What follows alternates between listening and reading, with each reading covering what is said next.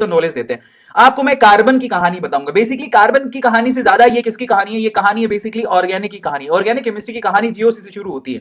तो अगर आप लोगों को वाकई में ऑर्गेनिक केमिस्ट्री को समझना है तो आपको कार्बन को समझना पड़ेगा। तो पहले हम लोग कार्बन की कहानी से शुरू करते हैं। 1200 बच्चे हमारे साथ जुड़ चुके हैं और जीओसी का आपको भी पता है कितना इंपॉर्टेंट टॉपिक है। ये इतना इंपॉर्टेंट है कि बस पूछो मत कितना इंपॉर्टेंट है।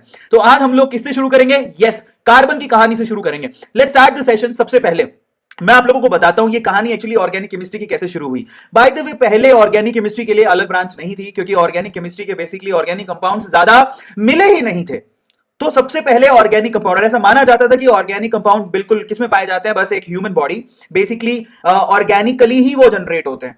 ऑर्गेनिकली मतलब कोई जिंदा living beings he organic organic compounds को पैदा कर सकती है, इसके अलावा नहीं हो सकते। लेकिन ये बात झूठी निकली। एक ऐसा बंदा था जिसने पहली बार ऑर्गेनिक कंपाउंड बना के दिखाया। यस, एक बंदा था जिसने पहली बार ऑर्गेनिक कंपाउंड बना के दिखाया और वो भी बेसिकली इनऑर्गेनिक कंपाउंड से सिंथेटिकली बना के दिखाया। मेरी बात सुनो, इससे पहले तक बोला जाता था, ये मिथ था कि ऑर्गेनिक कंपाउंड सिर्फ और सिर्फ कहां से बनाए जा सकते हैं? लिविंग बींग से। लिविंग बींग मतलब मेरे में पाया जाएगा, आप में पाया जाएगा, लेकिन निर्जीव वस्तुओं में नहीं पाया जाएगा ऑर्गेनिक कंपाउंड, ऐसा बोला जाता था पुराने जमाने पे। इसलिए ऑर्गेनिक जो केमिस्ट्री थी ना वो इतनी फेमस नहीं हुई थी। लेकिन एक बंदा आया जिसका नाम था फ्रिडरिच। इसका नाम क्या है? फ्राइडरिच बोलेंगे क्या? फ्रिडरिच वोलर। भाई साहब का नाम देखो, जितना चमकता हुआ चेहरा है उतना ही चमकता हुआ नाम है। कल में देखो कहां तक जा रही है। कल में देख रहे हो तुम लोग?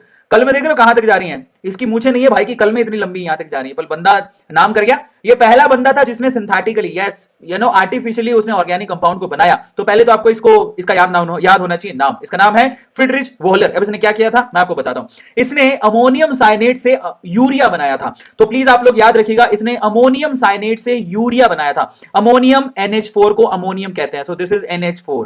अमोनियम साइनेट, ONC को साइनेट कहा जाता है। This is cyanate ion. So basically ammonium cyanate को उसने यूरिया में कन्वर्ट करके बताया था। और by the way, ammonium cyanate एक इनऑर्गेनिक कंपाउंड है। ऊपर वाला कंपाउंड एक इनऑर्गेनिक कंपाउंड है और नीचे वाला कंपाउंड यूरिया एक ऑर्गेनिक कंपाउंड है। सो बाय द वे आप लोग ध्यान से देखिएगा कि यहां पर यूरिया कैसे पैदा किया गया। यूरिया अमोनियम साइनेट से पैदा किया गया और अमोनियम साइनेट बेसिकली एक इनऑर्गेनिक कंपाउंड है। तो इनऑर्गेनिक कंपाउंड से पहली बार ऑर्गेनिक कंपाउंड बनाया गया और यहां से उस बंदे ने साबित कर दिया कि भाई साहब ऐसा कुछ नहीं है, अपन भी आगे का काम जो है ऑर्गेनिक कंपाउंड जो सिंथेटिकली पैदा कर सकते हो। और ये बात सच भी थी। तो पहले सवाल क्या होगा? पहला सवाल आपको ये याद रखना है कि भैया सबसे पहले सिंथेटिकली ऑर्गेनिक कंपाउंड किसने बनाया था? वोलर ने। ठीक है, क्या नाम इसका? फ्राइडरिच वोलर। इसने क्या किया था? इसने अमोनियम साइनेट लिया था जिसे यूरिया बनाया था। तो ये आपका पहला सवाल हो गया और इसमें से भी सवाल पूछा जा सकता है।